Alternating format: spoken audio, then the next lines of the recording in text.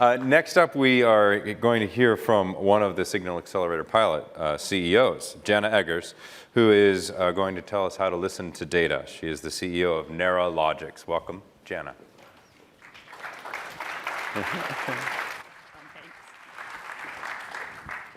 So you guys might have noticed we're running a little bit behind time. And I just offered to give back 3 minutes. So hold on to your seats, because we're going to be running, all right? It is such an honor to be here. 2 main reasons. The team that we work with in LA, Eric Gurin, Sydney Gochi, and Annie Spencer, are fantastic, and we're so honored that they selected us and asked us to be here to talk to you about the project today. The second one is a personal one. I've actually worked with P&G 3 times now, and the first time was 22 years ago. So I feel like I'm part of your family for that long, and it really makes me happy to be here to talk to you today, sharing a bit more about what we're doing. And by the way, it's coming full circle, because what I did back then was expert systems, which is AI, in supply chain. And now I'm here to talk to you about the big advances we're making in machine learning.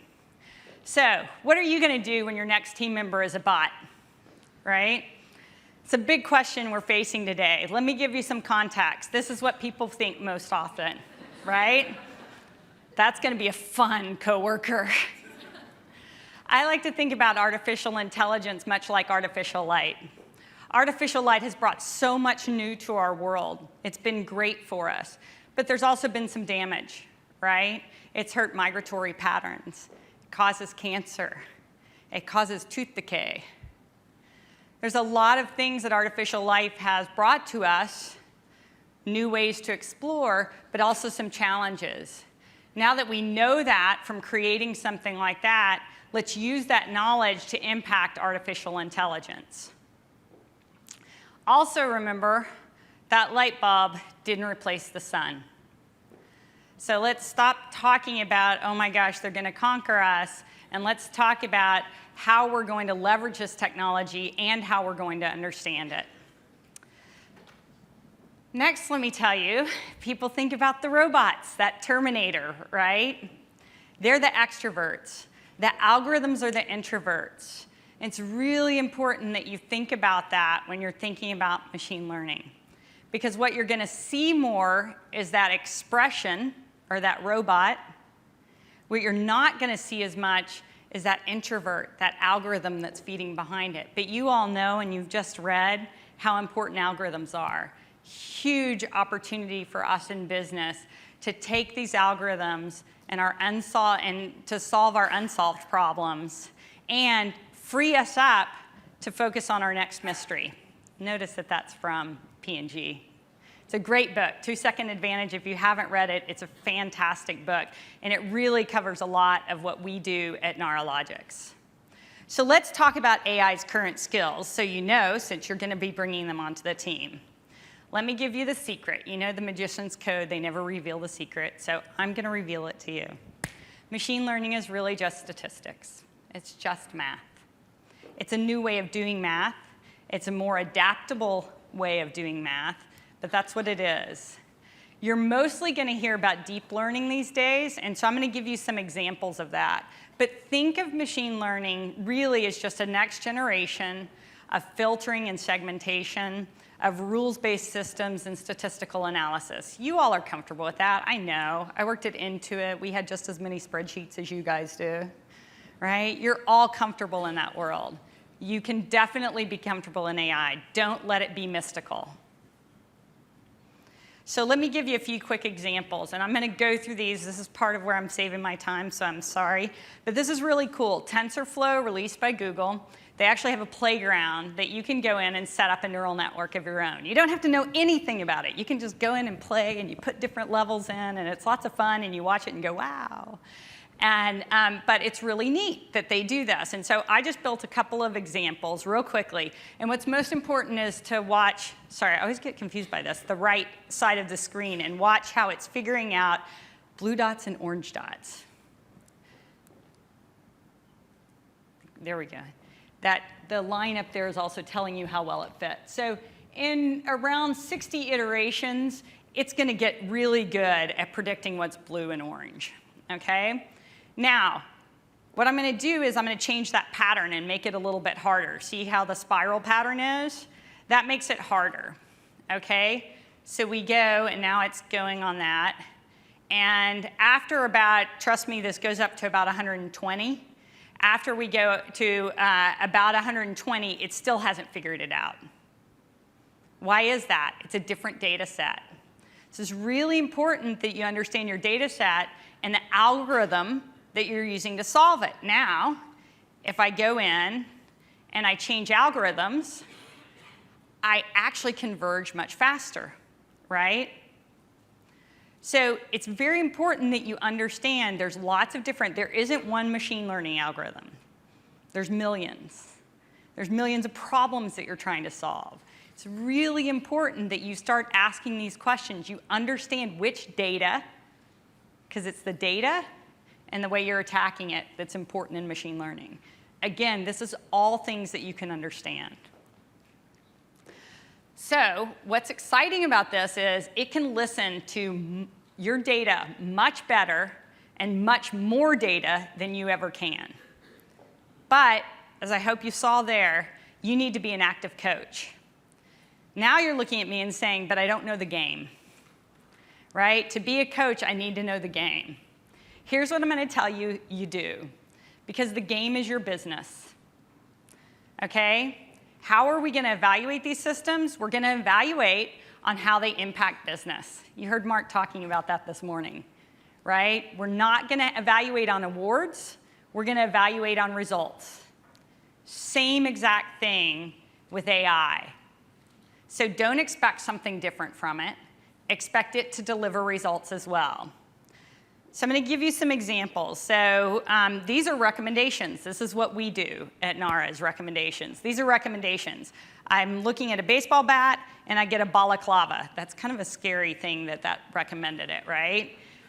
And for a mouse, I'm doing a mouse, I get a necklace. One of my favorite ones is that one in the middle. For people that like violent movies, March of the Penguins. It's up there, you all know it, right? Why is that? One of the challenges with recommendations is that we've gone with a lot of what's called collaborative filtering. So what we're doing is we're saying people who watch this also watch this. Well, I'll tell you something, you get tyranny of popularity. And that's what happens with March of the Penguins. People that watch documentaries watch March of the Penguins. People who watch violent films watch March of the Penguins. People who watch adult films watch March of the Penguins. Everybody watches March of the Penguins. It doesn't mean it's a good violent movie to watch, right? You all know that. So we are failing at personalization so often because of tyranny of popularity. So how do we take that into account? Well, you've heard a lot today about personalization. We actually need to personalize. We need to know not only what's popular to someone that has watched movies like the ones that I've watched, but we need to know some about me. And we need to know how those movies relate to each other. The challenge is that's a lot of information. So we took inspiration from a space where we actually have a lot of information coming in and it's processed quickly. You guys may know this and know it well. It's called your brain. Hopefully you know it well sometimes. Your brain is actually very interesting. There's about, and this is still being contested, you don't quite know. Some people say there's about 20 billion neurons in your brain, and some people say about 100 billion. It's a big factor. But we don't have a way of going in and counting, and they don't usually like working neuroscience on live subjects. So each of those neurons, though, actually have 10,000 to 100,000 connections. Our brain is really good about deciding which of those connections are important right now. They're not firing all the time right now. This is what just the neurons connecting in a mouse's retina look like. That's it. That's what I mean by the number of connections that are there. But what's really cool is how great our brain is about saying, in this situation, in this context, in these 2 seconds, remember I brought up the 2-second advantage book? In these 2 seconds, what is important for me to retrieve so that I can take an action? So we're actually using some of the new research from the last few years in neuroscience to actually give that weighting of what's important. How do I pull data together to actually respond? Let me give you an example. One of our clients is a credit card company, a bank that has a credit card and merchant solution. They were very interested in being able to have less of an advertising relationship between their credit card and merchant solution and having more of a partnership, a way of working together on a regular basis. So what they wanted to do is send more of their consumers to their merchants and have more of their merchants make special offers to their consumers.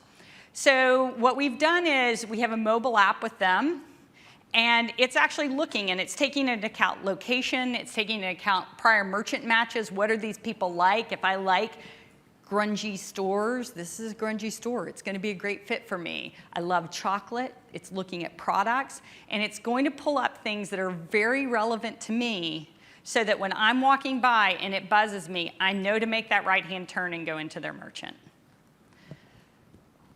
Recommendations are a matching problem, though. So I've talked about personalization because I know that's important to you all. But what's really important is, again, that 2-second advantage. There are a lot of problems that are matching problems that we work on. And so we've solved problems in supply chain anomaly. Is this new information that's coming in? Is it going to be a problem? That's matching the information that I have in order to qualify something as a problem or not a problem. Masses of data coming in with IoT now. How do I respond to all of that? How do I use it and not have it be an analysis a month later? What's really important with machine learning as well is the real world doesn't look like a data set. So it is important to benchmark against data sets, which is what we're doing on the left here. But all the way to the right are actually from in-production systems with customers. This is very important to get into production and start testing and do real A/B testing so you know how you're improving or not. So I promised them I'd do in 12 minutes, and I've got 2 more slides. So let me tell you real quickly, this is our job description for what we do. Make sure that you write that out when you're looking at machine learning. Make sure that your problem, that you have a job description for what AI is doing and that it fits. You know the algorithms, you talk to the people about it and really understand why that fits your problem.